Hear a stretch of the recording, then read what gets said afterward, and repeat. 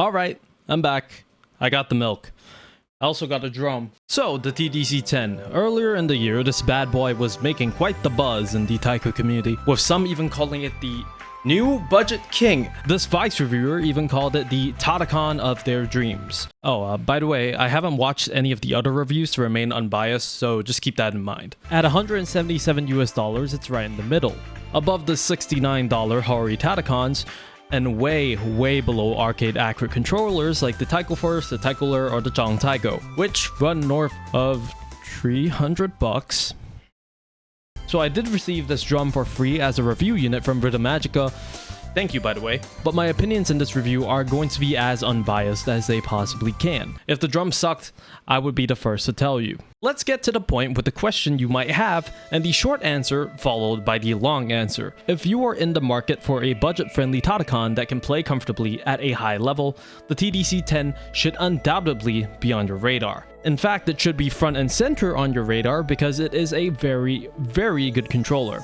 And I honestly don't think it's a stretch to say it's the best controller at its price range on the market. Basically, it should be the standard you're comparing every other tatacon against. If that verdict was good enough for you, then video over. Thanks for watching. But if you're here for the long run, let's take a more in-depth look at the snazzy little plastic drum. Though at first glance it does look pretty similar to the older generations of tatacons from the Wii era, when you compare it to a modern controller like the one for the Switch, there's actually a pretty decent size difference. Hori's controller has a width of 9 inches, whereas our TDC10 sits, as listed on their website, 10.6 inches, though from my own measurements it felt closer to 10. Now in this case, size does actually matter here, and you can feel that 1 inch difference when playing, and for me personally, especially when it comes to rolling. Bigger is almost always better with tatacons. The closer you get to arcade size, the easier the transition to an arcade cabinet becomes. When it gets down to the actual material of the drum surface itself, I couldn't find what the materials used for the Hori tatacon surface were, but on the TDC10's page, it does say it's high elasticity, eco-friendly silicone. I have no idea what that means, but I don't really care about marketing, I care about how it feels. What I can say is that it feels remarkably solid. I still can't compare it to my Taiko Force, but it is still nothing to scoff at. Solid means decent rebounds, less fatigue when playing since less force is getting swallowed by the controller, and more consistency. Though, obviously, still not on the level of a Taiko Force or anything in the arcade accurate high range. The most interesting thing about the TDC10, and honestly the kicker for me, is the software that controls it. Unlike other tatacons, which are just plug and play, the TDC10 has a dedicated app that lets you adjust the sensitivity of your drum. To put into perspective how insane this is, the only other drums of which I'm aware that do this are Taiko and the Taiko, both of which are arcade accurate. And arcade accurate means help. There's technically a third drum that does this, but it's also by Rhythm Magica. There's actually a lot of things you can configure in this app, like the console you're playing on, keybinds, sensitivity changing, and polling rate, which I'd keep as high as possible. You can actually change the specific sensitivities of each zone too, so you could make your right don more sensitive than your left, and etc. Funny enough, you can make it so sensitive, screaming into the drum activates a hit. Alright y'all, this is where we get into the stupid. I'm gonna make it most sensitive. I'm also gonna amp up every single note signal to a max. Alright, I saved. Let's see how stupid this is.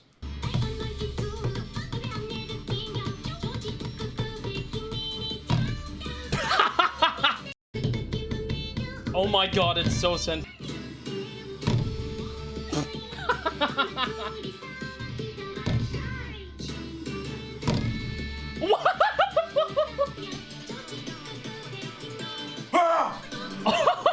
I don't know why you would ever want that, but you can. All this to say that there is a point where you could overtune your drum into absurdity, whether too sensitive or not sensitive enough, but that's user error rather than a flaw. There's also a feature exclusive to the TDC10, namely big note detection, but I'll talk more on that in a minute. Importantly, you don't need to have the app turned on 24/7. The only times you need to use it are when you first plug the drum in to set it up, and when you ever want to change the drum sensitivity. Other than that, I never really found myself using the app that much. I do wish there was a PC version of the app/driver, but it's honestly not that big of a deal. They also do give their own bachi, the tzechi, but I will talk about these in a bit. I suppose one last thing before we move on. Just because I've been glazing the drum to Texas and back doesn't mean it's going to suddenly trump an arcade accurate controller. Expecting this to beat arcade accurate drums would be unfair, and honestly missing the point of it in my opinion. That's not a jab against the TDC10 by any means, it's just acknowledging what category it's actually competing in. Anyway, have you ever seen an unmodded tatacon kick ass?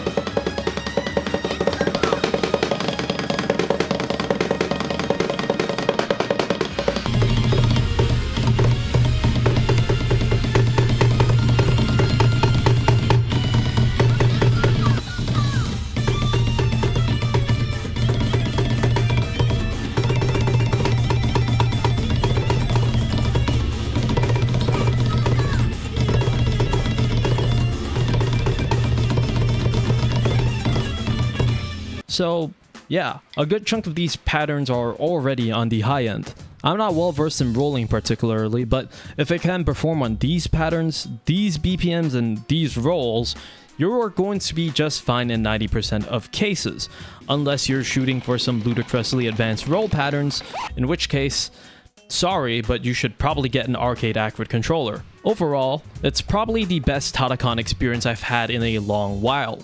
Even if something felt off, maybe I felt I was getting a few drop notes or misinputs, it's pretty easy to diagnose and find a sensitivity that fits just right. Something you can't do with a modded tatacon without ripping the whole damn thing apart. People don't talk about this a lot, but tatacons do have a specific advantage over their arcade accurate counterparts. That being, size isn't always a good thing. I can think of more than a few people who'd have trouble storing a massive drum in their room, and moving it in front of your setup every time to play isn't exactly universally convenient.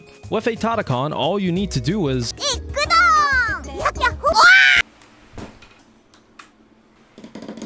yeah. So even beyond price and performance, there is reason to get a tatacon over an arcade accurate controller. The TDC10 brings arguably high-end performance in a tatacon form factor. This wouldn't be a well-rounded review if I didn't bash the spoiled thing even a little bit. My first complaint would be these boys. One thing the TDC10 does differently from the Hori tatacon are these two extensions that sit in front of the drum to hold it in place. When I first started using the TDC10, my bachi would bash into these relentlessly because I was playing at a rather low angle. And being me, flawed human being that I am, I almost wrote the whole thing off because of them. Even if you do get used to them and manage to avoid hitting the claws, which I've done, it feels really strange to have this be an issue in the first place, especially since every other tatacon doesn't have this issue. Or maybe it's just a me thing. Secondly, the bachi. The TDC10 comes with a free set of bachi, the C3, specifically built to complement the TDC10.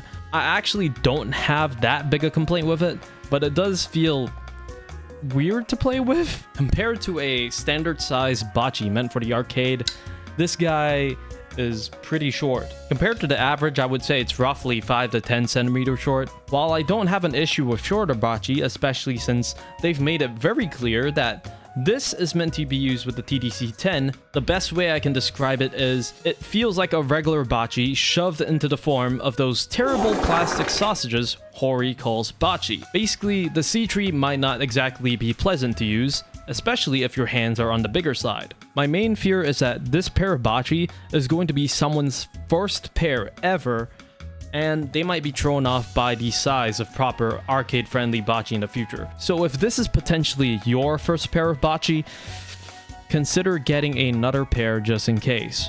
Thirdly, this one's probably the biggest gimmick, the big note detection mode. Taiko's big notes, when hit correctly, give you double score. In the arcade, you simply need to hit hard for the game to detect you hitting them correctly. However, consoles don't have that same luxury. You need to hit both sides of the drum, or both colored buttons, for the game to detect you hitting the big note correctly. Sounds fine in theory, but in the big 2025, big notes are kinda charted haphazardly. Take this section of Danganronpa, where the big notes are fine to hit on the arcade, but on a home port, it's kind of nigh impossible to hit all of these right. The TDC10 tries to fix this with a feature unique to itself, big note detection. Hit hard enough, and the drum sends 2 inputs on both sides rather than 1. I was actually a big fan of this feature when I first heard about it. After all, it can make drum playstyles actually competitively viable in Osu Taiko, where big notes matter a lot. In practice, however, this falls apart quick to me. The double inputs have led to me dropping a good number of notes. If you hit Dawn too hard on a normal pattern, you send a double input and you get smacked with a big fat miss. It's also wildly inconsistent, at least from my testing. Even if big note detection were to work as advertised, I still don't think you should use it, because you're adding a completely new skill set to Taiko: strength control. You now have to control your strength if you want to hit big notes accurately and not miss. You would be actively making the game harder for yourself and developing a skill set that just does not exist. More than that though, in practice, you should never, ever need to hit your controller with more force than necessary. Why do you think every Taiko cabinet is fucked beyond belief? I realize how niche this is, just turn it off. Consistency is more important than funny big notes. It's finally over! You know what? That's about it. 2 of these complaints weren't even about the drum itself. One was about the free bocce that came with it, and the other was about an optional software feature that's better kept off, in my opinion. Basically, none of these are going to be deal breakers unless you really value big notes, or the free bocce that comes with your tatacon, I guess. Otherwise though, my verdict after having used it for a couple months: the TDC10 is the most consistent and modifiable tatacon controller to date, and I honestly don't think there's anything to challenge it within the tatacon price range. You will not be disappointed unless you're expecting arcade accurate levels of performance, which it never promised to, that just being unfair. I am aware of the price jump. The Hori is $70 and the TDC is almost $180. You could buy like 2.5 Hori tatacons for the price of 1 TDC10. Personally though, I genuinely think it's worth it. It plays way better out of the box, you can change sensitivity on the fly, it feels way more solid, and it's just an overall upgrade to me. If I had to rate them on a number scale with arcade machines at a 10, I would say the TDC's maybe an 8.5, and the Hori would be at like 4 to 5 or something. Anyways, that's about it for me. It's good to be back. I hope you enjoyed this review. Do watch other people's reviews if you're planning on buying the TDC10, and never treat a reviewer's word as gospel. Links to the TDC10 will be in the description if you want to check it out. And as always, thank you for watching.